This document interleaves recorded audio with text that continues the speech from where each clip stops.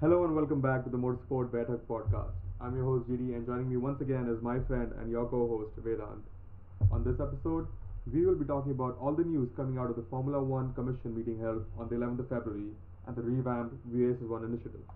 So let's grab some chai, take our seats, ready our opinions, and dive right into the conversation. Hello Vedant, a lot of exciting news coming out and it's great to have you here to talk all about it. Hello, Divya. Yeah, it's wonderful news coming out, and in my opinion, it's all most of it is positive. So, I think it's a great step for Formula One moving forward. I agree with you. I think the future is looking bright. So let's get right into it. Um, First up, I want to talk about the engine freeze. Now, the engine freeze has been brought forward from the proposed 2023 date to the 2022 season. This means that Red Bull can finally go forward and take over the Honda engine program that they have and run it with another company, with a consultant company, which means for sure we'll be seeing Red Bull and AlphaTauri on the grid in the coming years. What it also means is Ferrari and Alpine will have to up their engine development program to catch up with Mercedes so that they're not behind on performance terms in terms of like the power unit between 22 and 25. Yeah, exactly. I think if and Ferrari have agreed to this, and as we understand, it has gotten unanimous support, right? So I think if Alpine and Ferrari have agreed to this engine freeze being brought forward 1 year, I believe that they have proper plans for the beginning of 2022, and they hope to get as close to Mercedes and Honda as they can. Yeah, it was really surprising to hear that it was a unanimous decision, especially after last year when Mattia Binotto talked about how they wanted like a balance of performance. That there should be rules in there that should allow both Ferrari and Alpine to catch up to Mercedes in terms of power unit performance, or there should be something in place that brings the Mercedes power unit uh, down in a sense. But yeah, it's really interesting that that was not mentioned in any of the comments or any following the commission meeting. Yeah, it's interesting. I think they had a discussion about the balance of performance thing, but Formula One is not based on balance of performance. In the 70 years of Formula One, not once have we had a balance of performance being introduced. So I think it was a thought, but it does not go with the DNA of Formula One. Exactly. Um, but talking about the development program for both Ferrari and Alpine, there was some news coming out of the Ferrari garage again late last week that they have finally decided to go the route that Mercedes have taken with their power unit, and I think Honda did too um, while they were developing the power unit when they came back into the Formula One, which was to take the compressor away from the turbine and onto the cold side of the engine, unlike how Ferrari have them coupled like a normal turbocharger. But I think the news was that Ferrari is taking a step further and putting the compressor into the intake manifold itself.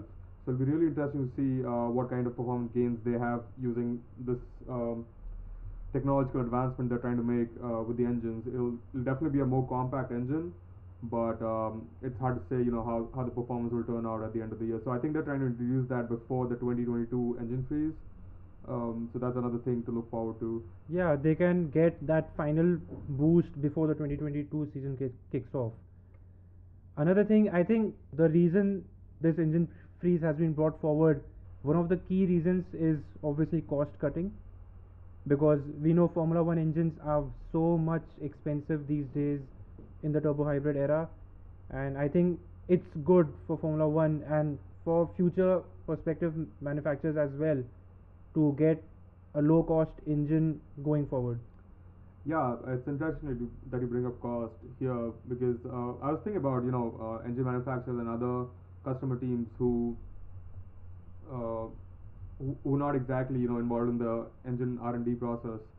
So I was thinking, what if Formula One decided to set aside an engine development cost cap? So that would allow the OEMs or like the engine developers to spend more money essentially on developing the engine. It might give them more room while bring down the budget for maybe the customer teams or keeping it constant at least, or something of that sort.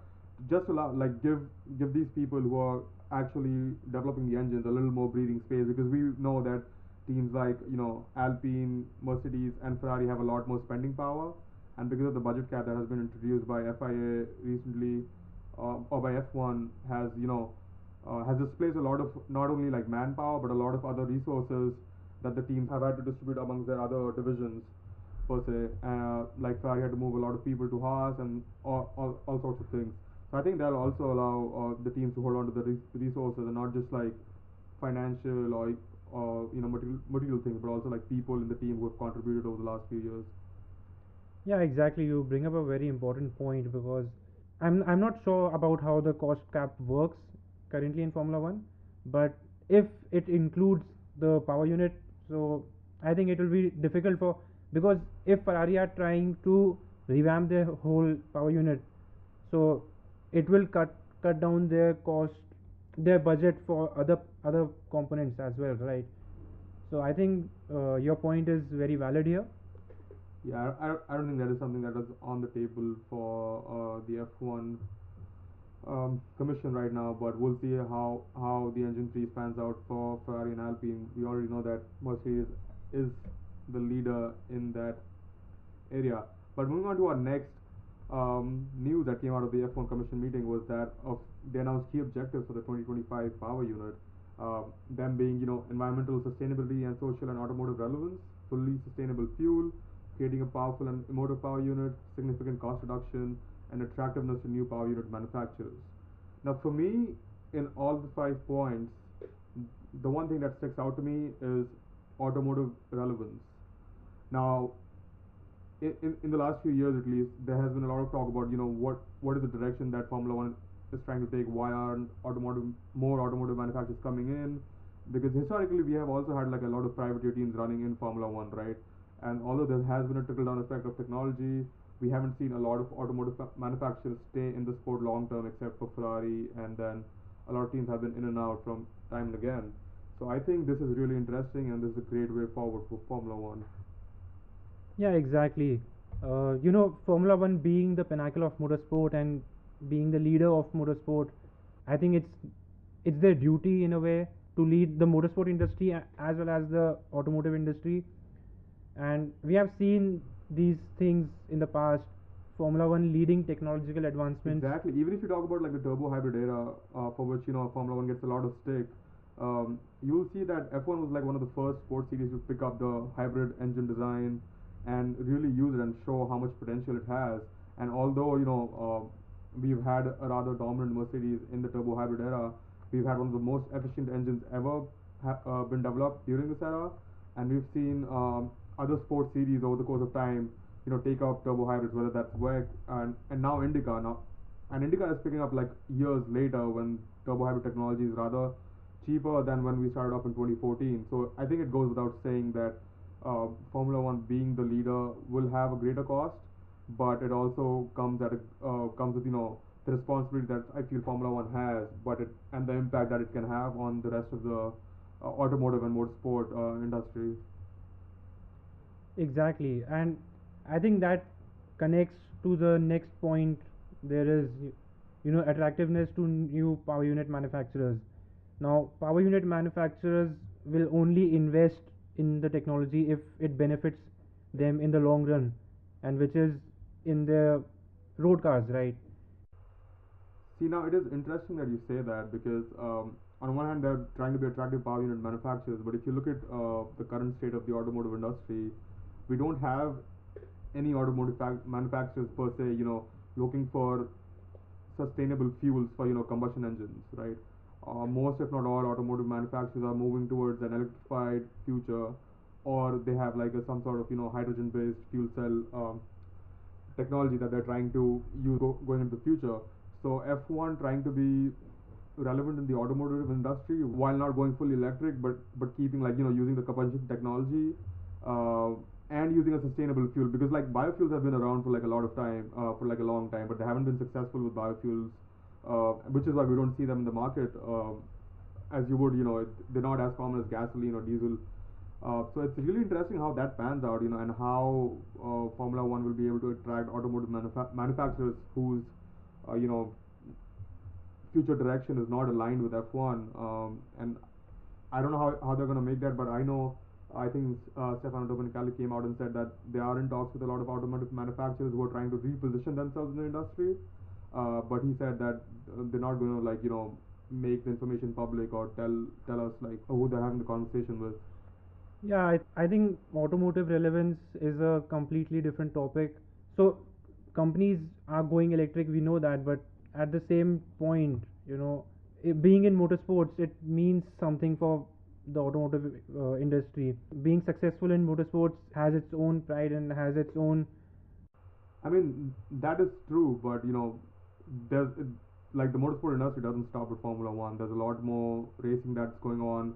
Endurance racing, especially, we've seen automotive manufacturers like BMW, Porsche really do like the endurance racing side of things, and then but they haven't dabbled at the same time in F1 or any of the single seater series. So will it really bring those manufacturers in again, or will it not? Because we haven't heard from any of those manufacturers that they're going to take the route that F1 is trying to take in their in the automotive industry per se.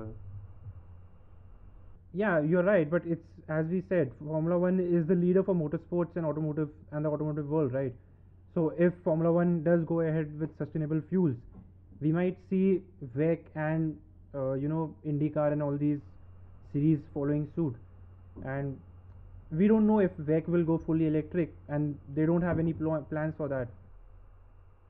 I mean, WEC has I don't remember exactly. Was it Le Mans or was it WEC that introduced like a hydrogen category? So we already know that that is happening. So but F1 is not doing the hydrogen thing as we have come to know. They're going to go with the combustion technology. But I mean, it makes sense from I feel like from an automotive manufacturer point of view that if you can introduce biofuels or sustainable fuels into the mainstream market, you already have the infrastructure to make that shift from gasoline powered combustion engines to sustainable fuel, whether it's biofuel or whatever it is. Use that as a fuel for your combustion technology, because all you have to do is adapt the current infrastructure. You have the designs, you have all the manufacturing capabilities. All you have to do is adapt it to the new design of the engines without changing any technology or doing a lot more research. I feel compared to developing new electric and hydrogen powertrains. Yeah, you're right about that. But I think for new power unit manufacturers to come into Formula One, the next point that we have is very important, and that is significant cost reduction, right? Because no team wants to pay loads of money and not get results Exactly. like Honda did in the initial McLaren days of their return. So I think cost reduction would be key here for new automotive manufacturers to enter Formula One, whatever the technology may be. Well, we'll see. I just don't know how it's going to happen, but I mean, I hope it happens. I'd love to see a lot more automotive manufacturers on the grid, a lot more cars on the grid. So I'm all for it, but I just don't know how Formula One is going to convince these automotive manufacturers to try something that is not in their industry plan as of now. But something let's move on to the other point that we have, which is more focused towards fan, which is creating a powerful and emotive power unit, which we interpret it as that even though Formula One will be switching to fully sustainable fuels, Formula One does not want to lose any performance that it has with the current engines, while bringing back the nostalgia, the through like whatever sound or whatever it is of the V10 era or the V12 or the V8 era and things like that. Yeah, I think we see a lot of people complaining about how the noise is and it's not as good as the V12 era. So I think it would be a great step for Formula One to bring that back and create that emotion whenever you visit a Grand Prix or even when you watch it on TV. Exactly, because we clearly remember when up in Abu Dhabi when Fernando drove his championship winning car and like everybody was just enthralled by it. Even Lewis Hamilton stopped mid interview and he stopped to like watch Fernando drive that car by, and then it was Yeah, just like a beautiful moment, and it was like a huge. It was very nostalgic, and it was a reminder of what we are missing out on almost. yeah, and I know, the sound was too good. even on the YouTube video. Absolutely. Anything else regarding the 2025 power unit that you want to talk about?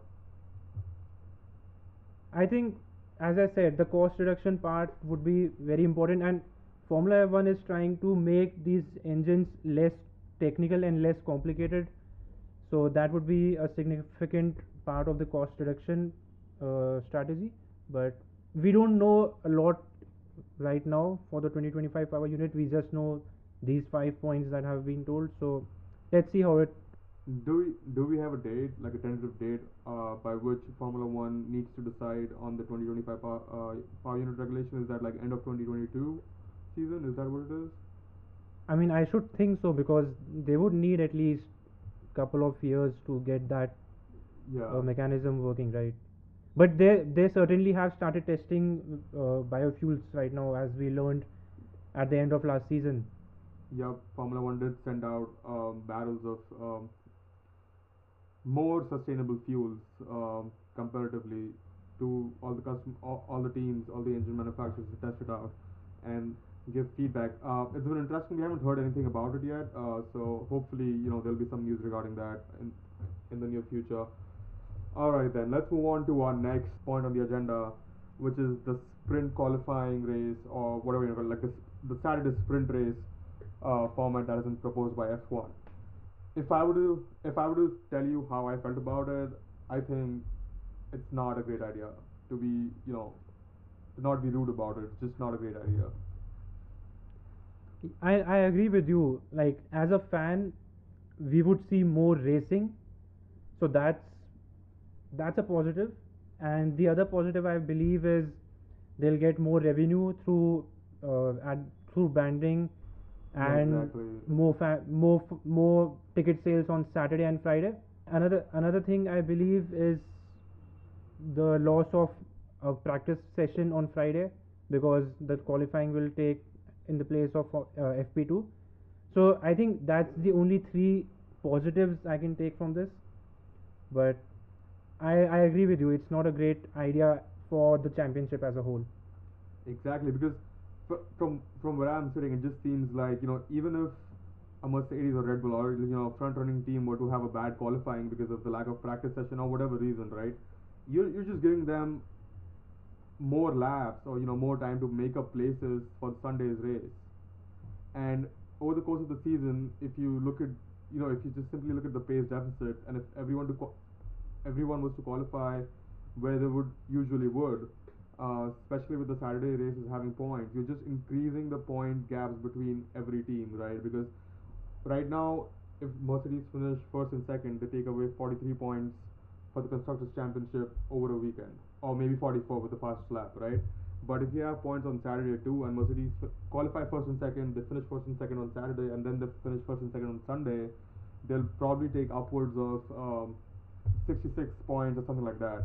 So you're just increasing the disparity of points in the constructors championship between teams, making it even harder for teams like Red Bull even put up a real title challenge. Yeah, I totally agree with you. And the sprint race only gives points to the top eight finishers. So even a Williams and a Haas will find it very very difficult to get to perform in that sprint race. And we know Formula One is not great at overtaking at the moment, so that's another problem with the sprint race.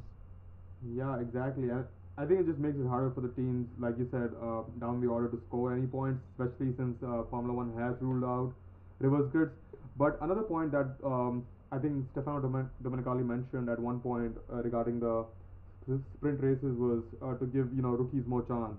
Now I might be misinterpreting it, and might be mixing two comments together here, but I don't think that's gonna work out either, because I don't think teams or even the drivers for the teams would want a rookie to come in and race on a Saturday uh, for the team, because that would affect the constructors championship, um, and also affect how the race pans out on Sunday. While it might spice up the racing on Sunday, I think that's just another gimmick that Formula One would end up with that they're trying to avoid.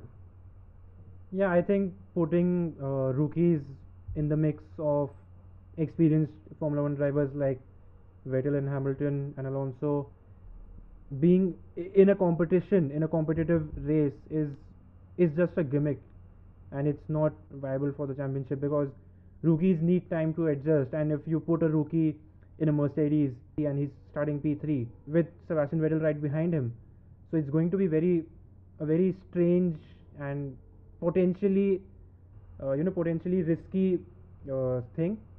Even if it were all rookies on the grid for the the Sunday sprint race, a lot of questions will be raised regarding uh, I think the first problem that they'll encounter will be just having the super license for that many rookies. I don't think there's as many rookies as we would need for full grid, full Formula One grid. Secondly, again the same thing. I don't think the drivers and the teams would agree for it just because how it would affect the race on Sunday, like the starting order, and the fact that it would affect the constructors championship. Although it would be great for like the rookies to get more seat time in the Formula One cars. Yeah, so we don't have enough rookies with a super license, and putting only two rookies in two random cars, like whichever team opts to race rookies, is going to be a very, very odd gimmick. Secondly, I think another point of concern for me is the cost cap, right? Because Formula One has implemented the cost cap going forward from this season, and with three extra races, it puts the burden on the spare parts and the power unit, and with the power unit being used for what could be one whole extra race, because the sprint race is a third of the Grand Prix, so that's a whole race when you add it up. And I think that just puts the pressure on the power unit and its reliability, which if it fails, the driver would have to take a grid penalty, so that's not worth it. But at the same time, at least for power units,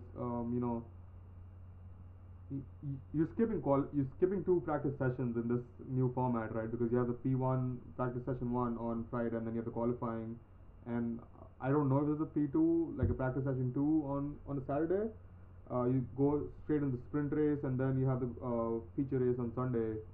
So essentially, you're skipping two practice sessions and replacing it with a race session where you're doing fewer laps than you would have done in the practice session. So I don't know if it'll affect the power units a whole lot, but yeah, the teams might just need more spare parts because of more wheel-to-wheel racing in that case, and it might increase the cost for the teams.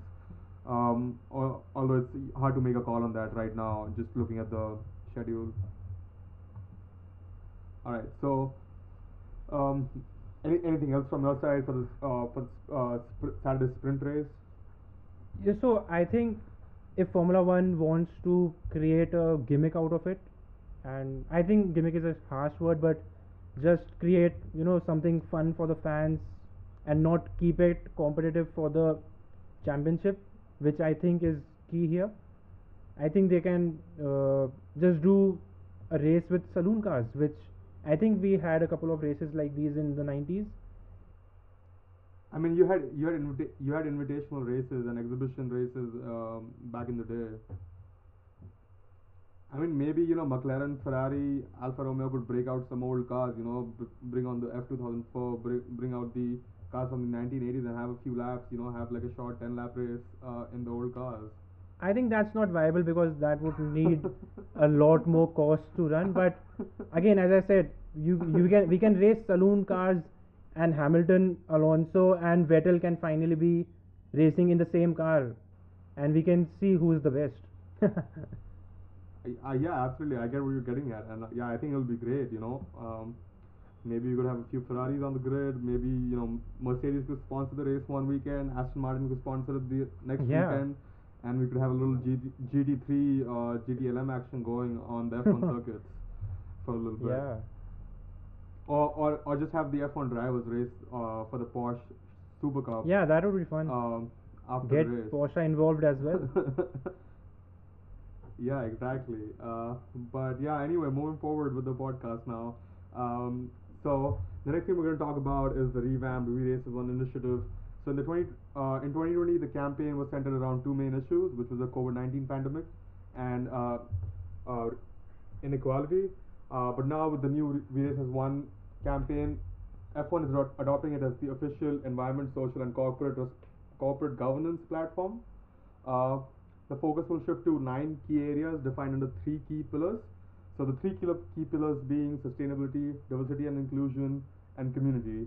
And then we have these 9 defined areas under them, and we'll hit upon them one by one. So let's talk about sustainability first up.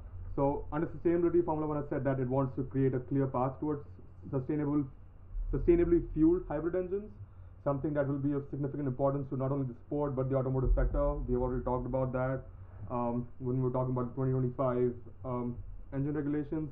Next up, we have reducing the amount of single-use plastic bottles and cutlery and food waste in the pit and paddock. Now, I would have imagined that F1 already would have done that in all the environmental impact studies and steps that F1 is trying to take. But again, I guess F1 hasn't been that sustainable. But it's a small step, but it's a great step forward. Anything and everything counts. And then we have moving towards new freight methods through adapting containers for use on modern aircraft and other modes of transport. And the last one under sustainability is continuing to develop our remote operation capabilities, where Action to date has already eliminated 70 tons of freight being taken to each race. Yeah, I think sustainability is the most important pillar for Formula One right now, because Formula One needs to be relevant. As we said, it's the pinnacle of motorsport and is the most watched motorsport in the world. And at the same time, everyone's looking at Formula One because everybody is talking about the environment right now. And if Formula One is not relevant and it's not sustainable, it might go like it won't be good for Formula One, and people might lose interest. Yep, absolutely. But I think one thing that is missing from the sustainability, the sustainability points or the sustainability areas is F1 optimizing the race calendar for minimum travel, or optimizing the miles traveled by both freight and the teams to reduce the carbon footprint. Because I think another point that we're missing here is, like, I think Formula One um, committed to being carbon neutral by 2030, if I'm not wrong. Yeah, 2030 exactly. So that's also under sustainability. So it's really interesting that they haven't come up with that. And um, I, in my opinion, at least, getting those logistics right will help F1 reduce the carbon footprint a lot. So that might be something that would be under, moving towards new freight methods or developing remote operation capabilities. That might be something that'll come along later on. But I- it's just interesting that it's not being mentioned here. So I don't know if that is something they're considering or not. Yeah, let's see. But uh, Formula One moving forward, it's great to see that they are focusing so much on sustainability and being relevant.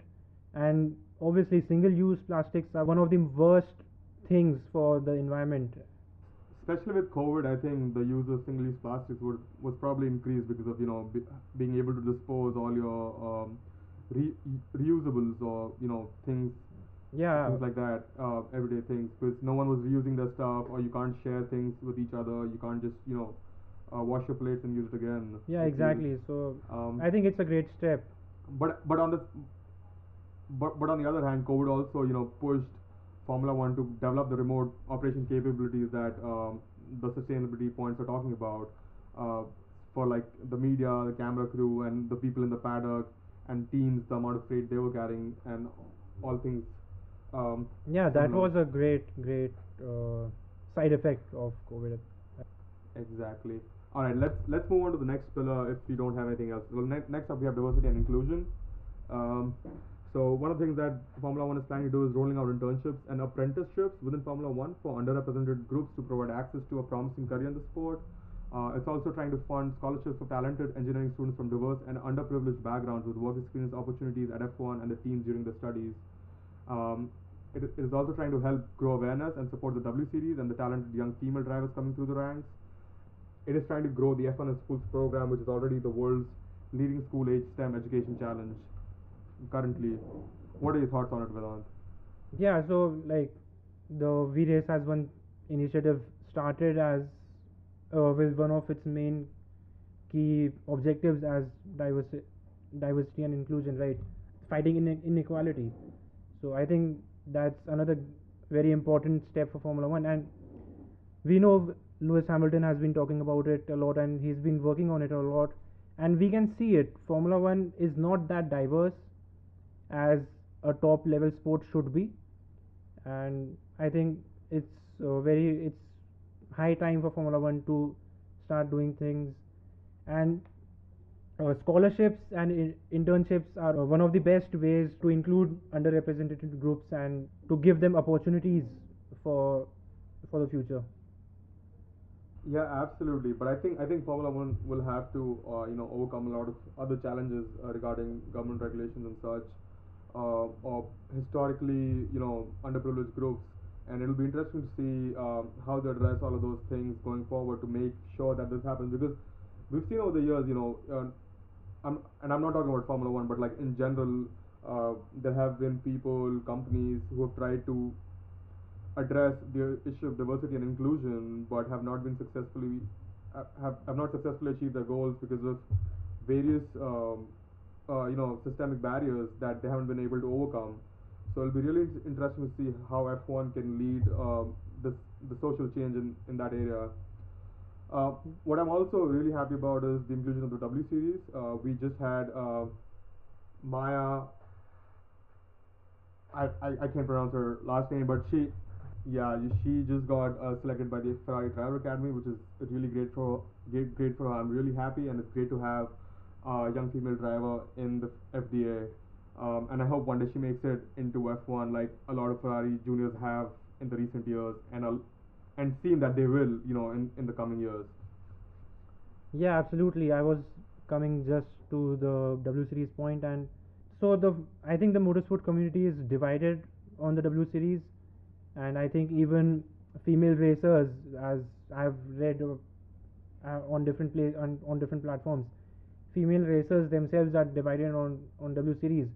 But for me personally, it's a great initiative to give them that opportunity and showcase their talent. And I think being as racing as Formula One's support series, they'll finally be in that limelight, and people will finally notice them as they should, right? Because all the top Formula One management will be there on the races, and when they see female drivers racing and with the goals of inclusivity and diversity, so I think that will be great for the female drivers in motorsports. Yeah, I think the fact that you mentioned that there's the two sides of the debate regarding WCs, and it's a really valid debate, which we should get into, in a future podcast, and talk about the contrasting views that a lot of fans, racers, and people involved in the WCs have. But at the core of it, at least with F1, giving them more basically screen time, I think it's going to be great for all the participants and everyone else involved with the whole W Series campaign that has been going on the last few years, and hopefully maybe one day we can have a crossover between W Series and F3, or W Series and F2, and have a combined race or something like that with like a mixed grid during the season as like an exhibition race. But who knows? Um, Yeah, that's an interesting proposition. yeah, maybe we could have like a race of champions between those who win, Formula 2 W Series and Formula 3 at the end of the season with the last Formula One race or something like that. I don't know. I'm just speculating. I'm just throwing out ideas out there. If someone's listening, then you're more than welcome to credit me when you use one of my ideas. It's a great idea. All right. Do we have anything else that you want to talk about under the diversity and inclusion umbrella? No, I think we have covered everything. All right. Then let's move on to the last part, which is community. So F1 is trying to work with promoters around the world to establish and deliver programs that leave a positive and lasting community impact. Um, I think there's a greater conversation there, and it's a multiple conversation on not only on how they're doing it, but on a lot of issues that have been raised regarding what Formula One is doing, especially with the race in Saudi Arabia that Formula One is planning. I think if Formula One can turn the debate around, like a lot of people said, the race in Saudi Arabia, Formula One should not go there. But I think, and I feel like a lot of people on the internet have also said it's all about impact. If Formula One can go to Saudi Arabia and have a positive have a greater positive impact by going there instead of not going there, I think it'll benefit all parties involved. So yeah, so I think there's a couple more debates in under that point that F1 has raised. And lastly, F1 said that they're trying to create lasting change in local communities. Yeah, I think the community part of the framework is not very clear to us right now, and we might need more details on it. But on that note, I think a race in Africa is a very interesting thing, because Formula One being a world championship and not racing in a continent, so it's very strange for me. And we have a great track in Kyalami which has been recently renovated, I think. And again, Formula One, like wherever major sporting events go, they do create a lot of economic boost. Yeah, it definitely has a great socio-economic impact. Yep. Yeah, so if Formula One goes to Africa, let's say we used to have a race in Morocco, and we used to have a race in South Africa. So either of these places, or some place new, and I think that would create a lasting change in communities, because we'll have more African drivers in the junior ranks then. Yeah, the impact is multifold. You don't measure the impact just on one parameter.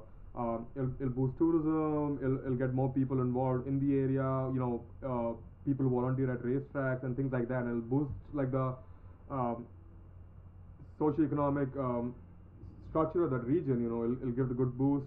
And maybe like we've always talked about rotating tracks in the last couple of years, especially during the COVID pandemic when we went to historic places, or like new tracks that F1 had not been to.